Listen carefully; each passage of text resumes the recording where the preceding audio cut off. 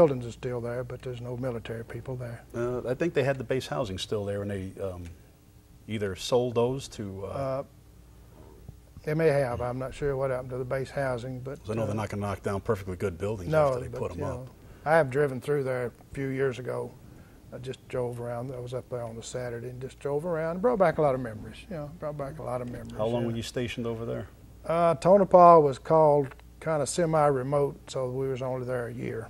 Then from there you went over to California, to Beale Air Force Base in California, which again I was in Air Defense Command, and I was there a couple of years, I guess, and they decided it was a SAC base, Strategic Air Command, the B-52 bombers, but we were ADC, Air Defense Command, one squadron on the SAC base. And 1963, I believe, 63, summer of 63, they decided to phase out some of the Air Defense Command stations, so they closed our squadron, and some of the guys that only had 5 or 6 months to go, they'd give them an early out. I think I had 8 months to go, so they didn't give me an early out.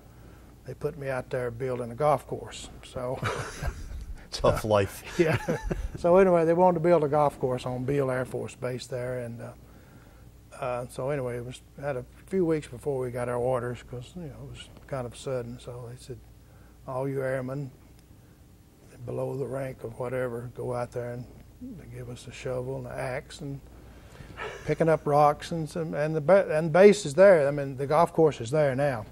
So anyway, about maybe 10, 12 years ago, I forgot now, I had some relatives lived up in Northern California, and I went up to visit them, and he's my brother, actually, and he's retired Air Force. So I told him, I said, can you get me on the base down there? I want to play that golf course, since I helped build it or started, So anyway.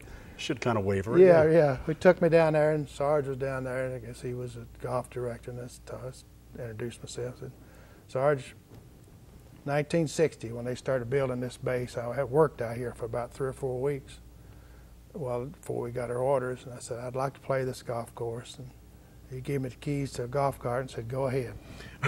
So I played the golf course. Got to see how good you did the job. Yeah, it was a beautiful golf course. Military has some great golf courses. Yeah, you did a nice job on it, apparently. Yeah, they have some great golf courses. They really do. When you were in boot camp, did you qualify with rifles? When you were we did, yeah. We had qualified. Of course, as you know, the Air Force is not combat.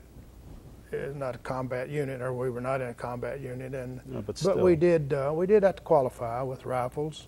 What rifles did you use back in the 60s?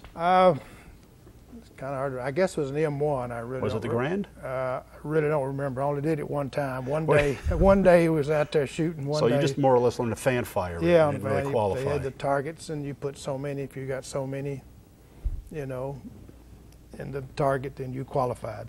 And that was only one day we did that. And then you never didn't have to learn manual of arms or inspection arms. We did. There was some tests, some basic. A lot of basic things on that. Arms. It was mainly just. Boot camp in Air Force was mainly just, conditioning, learning discipline, and taking responsibility for whatever your actions are when you get out. But now after you graduated and you went into your regular unit, didn't you have to qualify with the weapons every year or every 6 months? You never really had to? No, we did not. Because I talked to other people I know they're in the Air Force, and they say now that you do have to qualify. Oh, do they? Yeah. Yeah, so now, I guess, changing with the times. So we're going to take a quick break.